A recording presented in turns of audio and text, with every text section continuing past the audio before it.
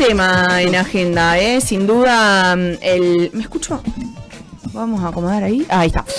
Primer tema de agenda, sin duda, el que nos acaba de ocupar, contando un poquito lo que dio a conocer el INDEC correspondiente a la inflación de este mes, 25,5%, y es por eso que nosotros siempre recurrimos, porque más allá de la cifra queremos entender un poquito de qué va todo esto y cómo llegamos hasta acá, al Centro de Economía Política Argentina. Hoy nos atiende muy, muy amablemente Julia Reguero, analista económica del CEPA. Julia, bienvenida, ¿cómo va? Hola, ¿qué tal? Buenos días. Acá Pacho y Sofi te saludamos. Contanos un poco, Julia, estuvimos leyendo, además obviamente siempre el informe del CEPA, este número que da 25%, un poco más del 25% mensual y 211,4% anual, ¿de dónde viene? ¿Cuál es el análisis? Porque el del gobierno es los Fernández, literalmente, textual. Tal cual, gran pregunta, y eso es lo que más, creo que de lo que más me preocupa. Por un lado, el número altísimo, y en comparación al mes anterior, duplicado. O sea, había sido 12,8 la inflación de noviembre, pasó a 25,5 en diciembre. Es un dato gravísimo y preocupante para cualquier familia que viva de su salario, sin ningún lugar a dudas, objetivos, son datos, no opinión. Pero la interpretación del gobierno es que tenemos que festejarlo, el dato. Sí. Eso es muy preocupante también. Dicen que tenemos que levantar en andas al ministro de Economía, que logró una inflación del 25,5 cuando en noviembre la inflación del 12,8 del ministro de Economía, Sergio Massa, era para acribillarlo, más o menos. Sí, bueno, tal cual. En esa doble interpretación tan variable de un mismo número, es que para mí se centra lo principal de este momento. El neoliberalismo siempre intenta vendernos la economía como una ciencia exacta, y no lo es una ciencia social, está llena de personas que hacen a la vida económica de un país y a la política económica. El número, haber llegado a 25,5, pero haber superado ese promedio, promedio de todos los rubros, ¿no? Uh-huh. Haber superado en alimentos y bebidas no alcohólicas, llegando a casi un 30, 29,7. La nafta, 80% en un mes, los productos derivados de la harina de trigo, las carnes, los medicamentos, el transporte, bueno, todos esos rubros que subieron por encima del promedio, se deben, en primer lugar, su causa primordial es la devaluación del 120% que se produjo por obra y gracia del gobierno el día 1 de Asunción, el día 12 de diciembre. Esa devaluación, si bien ya algunos precios habían ido remarcándose y aumentando al ritmo del dólar paralelo, volvieron a aumentar o continuaron aumentando, y los precios, tanto mayoristas como en las góndolas y en los pequeños comercios, se vieron muy afectados por esa devaluación. Esa es la principal causa. Después hay algunas otras. En relación a alimentos, que se haya terminado el programa de precios justos, que se haya terminado el cupo y el fideicomiso que protegía algunos productos en especial, como los derivados del trigo y del girasol en el caso del aceite. La ley de abastecimiento, el intento de hacer pelota la ley de góndolas, que bueno, está en camino, ¿no? Pero igual mientras tanto los supermercados siempre se aprovechan. Y algunas otras como el fin de la limitación de la exportación de algunos cortes de carne, y con ese fin de la limitación o de la prohibición para los frigoríficos, decir, bueno, estos cortes vendelos acá, vendelos en Argentina porque son los que más consumimos nosotras y nosotros. Uh-huh. Bueno, dicen, a la mierda, lo vendo afuera, total, gano mucho más, y a mí qué me importa si comen o no comen asado. Julia, preguntarte si esto es ya lo peor o en realidad lo peor está por venir. No tenemos que acostumbrar a una inflación de 25% mensual, lo que sería eso, ¿no? Pensando en las familias, hoy hablábamos de trabajadoras de la economía popular que tiene congelado su sueldo, por ejemplo, que le aumentan el transporte para ir a trabajar, que le aumentan los alimentos. ¿En cuánto queda más o menos la canasta para no ser indigente, pobre, clase media, clase alta? Claro. No es lo peor esto, porque en enero vamos a ver reflejado el aumento del transporte público, uh-huh.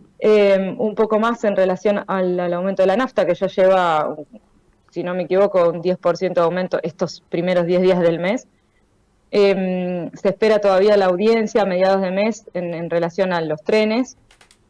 y nos falta además lo que tiene que ver con las tarifas de gas y luz. Y en relación a las trabajadoras y los trabajadores de la economía popular, también hay algo de los distintos canales que vemos, que estamos viendo de un lado y lo que están viendo desde el gobierno.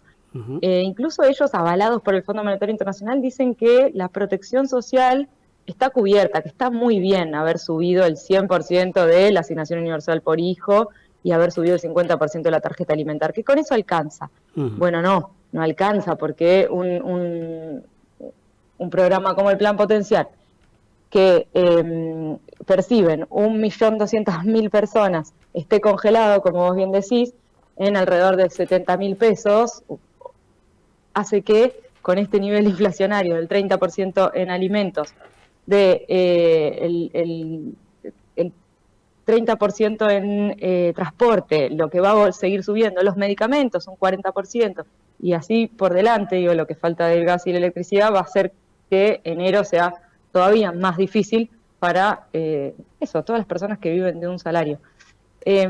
Todavía los salarios del empleo privado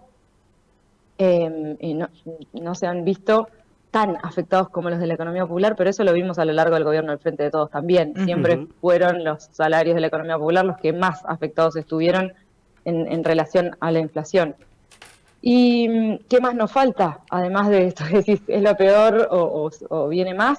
Bueno, lo dijo el mismo Milei, ¿no? Dijo, se vienen números horribles, pero esta contradicción de hay que festejarlos porque si no estaríamos en una inflación del 15.000% anual. Falso, mentira, absoluta mentira, que también se encargó de decir, y con esos mismos números, Martínez de Oz, quien fuera ministro de la dictadura en 1976.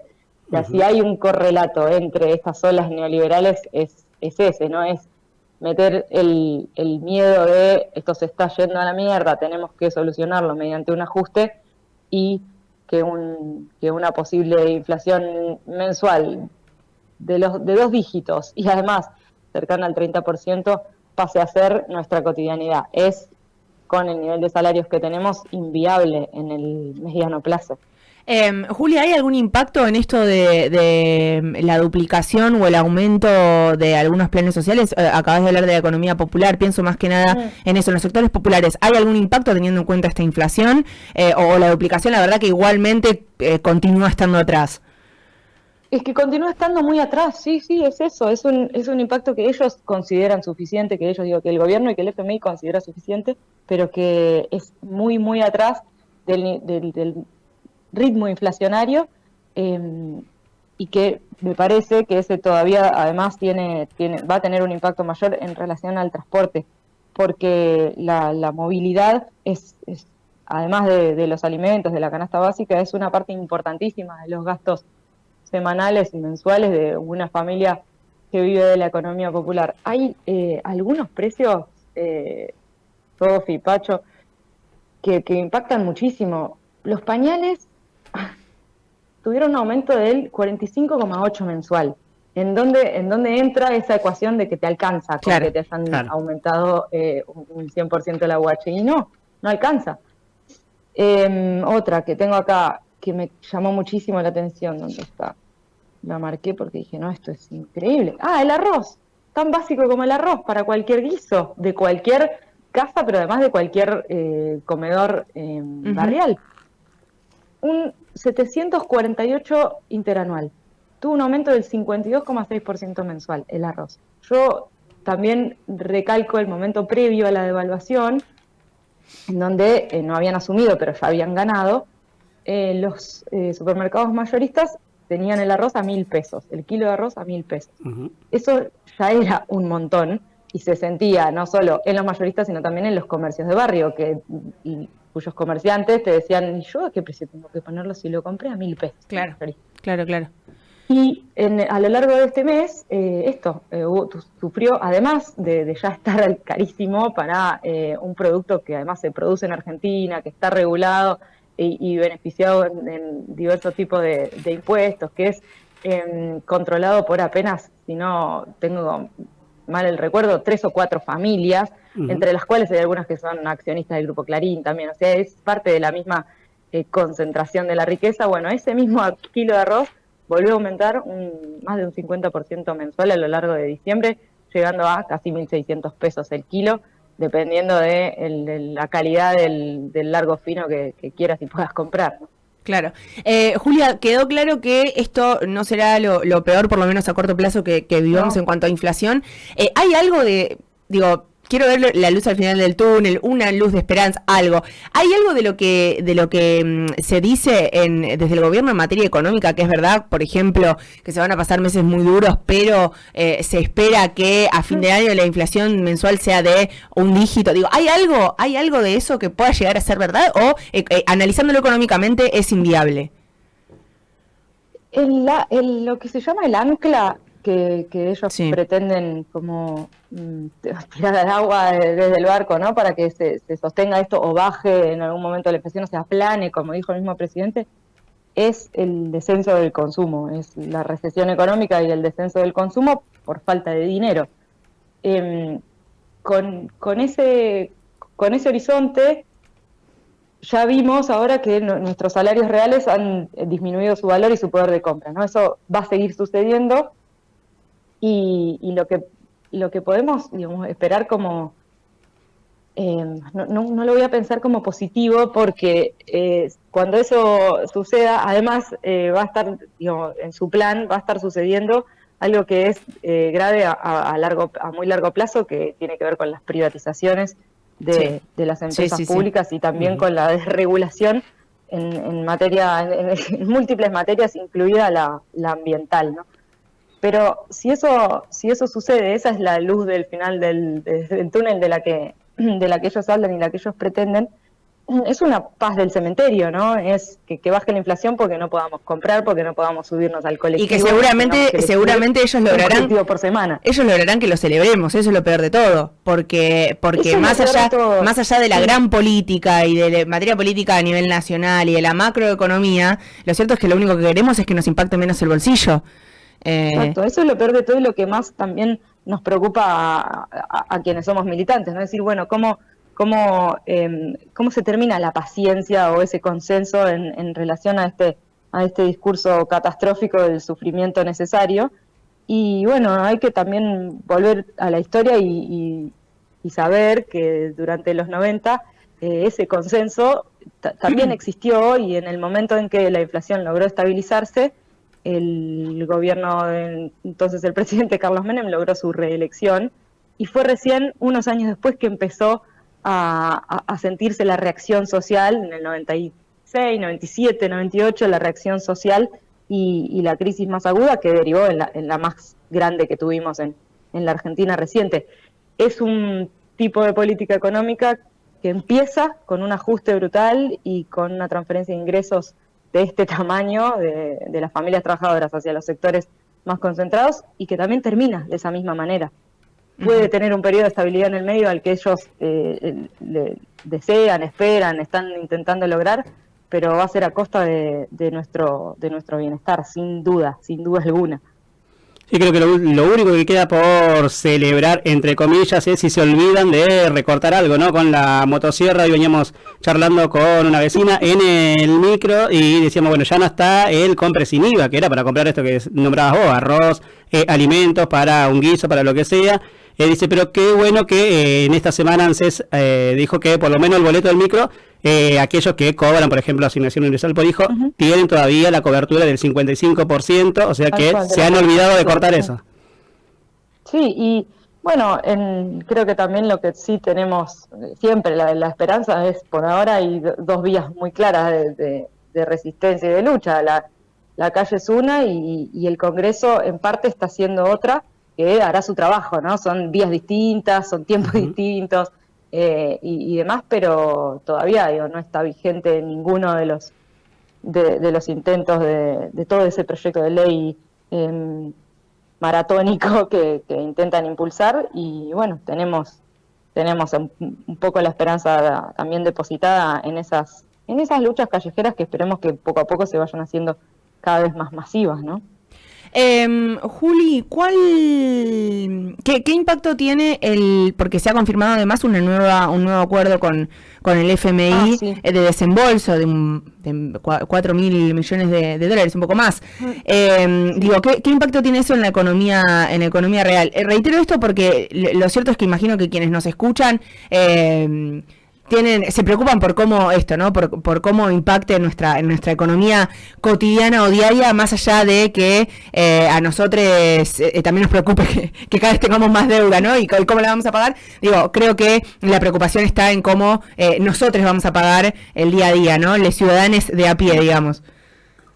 Hay una que es como casi inmediata, una vez que se concreta ese acuerdo y el desembolso por adelantado de esos 4.700 millones de dólares para pagar vencimientos de diciembre, de enero y de abril. Bueno, el impacto inmediato es que se queda un poco quieto el dólar paralelo y los dólares financieros. Había estado subiendo la semana pasada, la semana anterior, y bueno, una vez que se anuncia ese acuerdo, eso como que se calma. Digo que no es un impacto directo en lo que vos vas a ir a comprar esa mañana si necesitas medio kilo de yerba, pero sí es uno que tiene un impacto mediático grande, ¿no? Que siempre se habla tanto del precio del dólar, cuánto está el dólar, está ahí en todos los portales que abriste aparece. Sí. Bueno, eso sí se calma un poco, pero por otro lado, en el mediano plazo se ratifica un camino de ajuste que bueno, el Fondo Monetario celebra muchísimo y que tiene que ver ahora, además, con agudizar eso que se había empezado a hacer en relación a la quita de subsidios a las tarifas de luz y gas, y en eso, bueno, hay mucho por qué preocuparse, porque quienes tienen ingresos bajos y estaban pagando una tarifa de luz, de gas de 2.000 pesos, puede ser que lleguen a pagar tarifas de 15.000 pesos o a tener que pagar. Después será un problema gravísimo si llegan o no y qué tienen que recortar para pagar o no pagar la luz o el gas. En ese sentido, el acuerdo con el fondo es lo que trae, ¿no? Trae desembolsos para volverle a pagar a ellos mismos, pero además condicionamientos de ajuste del gasto y de más recortes. Hay una parte que el Fondo Monetario Internacional también está como muy concentrado en eso, además del déficit fiscal que es en la política monetaria. Y bueno, en ese sentido sí hay como un choque de ideas entre el gobierno y el Fondo Monetario, que es en relación a la dolarización como horizonte. Pero bueno, veremos cómo se desarrollan esos capítulos más adelante. Por ahora no está en la agenda de hoy, sino tal vez en la de dentro de un tiempito.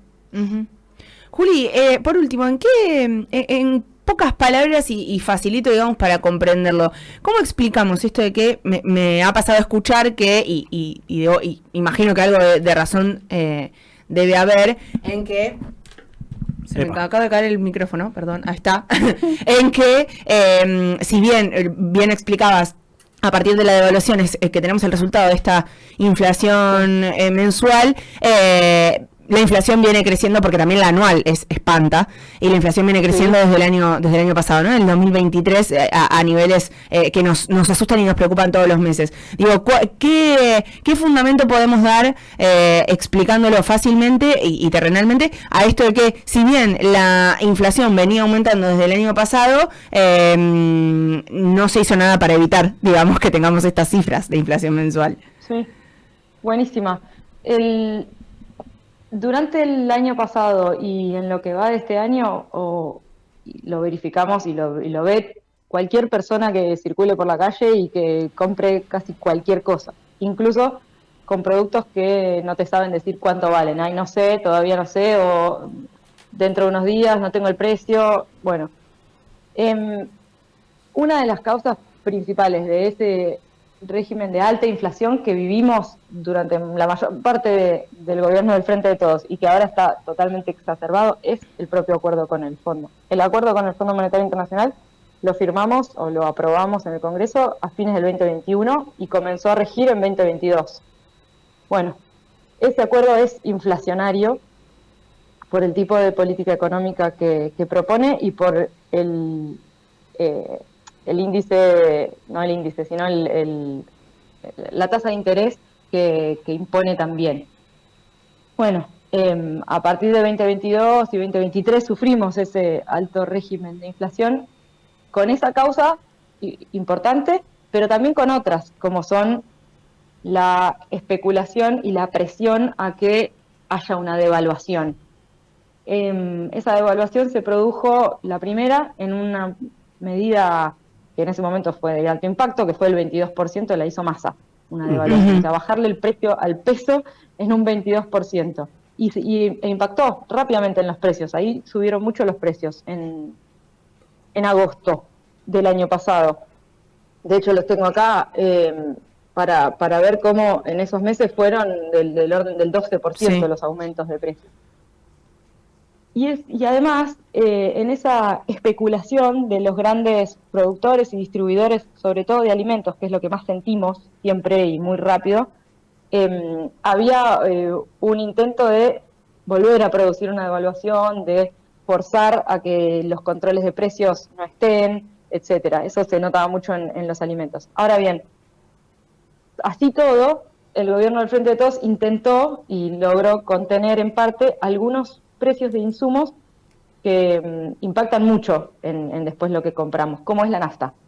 Claro. Hasta diciembre del año pasado teníamos una nafta controlada y además con una política que se llamaba del barril criollo, es decir, pagar la nafta de un país productor como el nuestro a un precio diferente del que se paga la nafta a niveles a escala internacional, que se rige por otro barril que se llama barril Brent y el precio lo ponen en Europa. Bla, bla, no me importa, yo soy un país productor y acá la nafta tiene que valer otro precio. Bueno, eso se terminó, entonces también ahí el salto inflacionario se vio mucho mayor. Ya venimos con el acuerdo con el fondo, eso se arrastra y lo volvemos a ratificar con un acuerdo hace un día y medio. Siguen las concentraciones de los productores y distribuidores de alimentos. Eso también se nota en las góndolas un montón y mucho más ahora que van a manejar la góndola a su gusto y necesidad. Si compras fideos Don Vicente o si compras fideos Luchetti, son el mismo productor. Uno te sale un precio, otro te sale otro precio, serán de distinta calidad, pero quien los produce y quienes les fija el precio es el mismo. Uh-huh. Y por último, el combustible, que ahora desregulado pasa a valer lo mismo que a niveles internacionales, entonces el litro de combustible vale $1 acá y afuera, entonces eso impacta inmediatamente en la inflación. ¿Por qué? Porque los productos no se trasladan en bicicleta, sino que por supuesto lo hacen en camiones a lo largo y ancho del país para llegar de un lado al otro. Yo creo que esas tres son de las causas principales de lo que estamos viviendo en estos últimos años. Clarísimo. Y lamento como tener que decir que tiene que ver con el fondo, porque el discurso del gobierno es otro, es el de que la inflación tiene que ver con la emisión monetaria, y bueno, eso no se verifica mirando los números de la emisión monetaria por parte del Banco Central, pero sí lo que se verifica es que si nos sacan la capacidad de compra, nos licúan el salario, bueno, podemos no acostumbrarnos a una inflación del 25%, pero lo que va a suceder es que tengamos que dejar de comprar muchas cosas necesarias, y eso es lo más triste y preocupante en relación a las familias y a la salud y a la alimentación y a la nutrición. Te agradecemos mucho, Julia, este ratito para Radio Estación Sur. Ha sido muy amable y además muy clara, como siempre. Yo les agradezco a ustedes, está buenísima la radio y les mando un saludo también a la audiencia. Esperemos estar a la altura de esta lucha y resistencia. Nos escucharemos pronto seguramente, porque si esto sigue así va a haber muchas cosas que aclarar en cuanto a la economía, así que te agradecemos mucho y siempre al CEPA consultamos ahí, así que agradecerles también. Bárbaro. Nos vemos. Pasa ahí Julia Rigueiro, analista económica del Centro de Economía Política Argentina, el CEPA, charlando un poco de, más que la cifra, que la conocemos todos y todas, por lo menos quienes estamos atentos y además ya lo sentimos en nuestras billeteras y en nuestras economías, ver un poco cómo llegamos hasta acá, porque hay muchas cosas que se están diciendo desde el gobierno sobre la razón de esta inflación y por qué festejar un 25,5%. Queríamos entenderlo y ahí siempre acudimos al CEPA.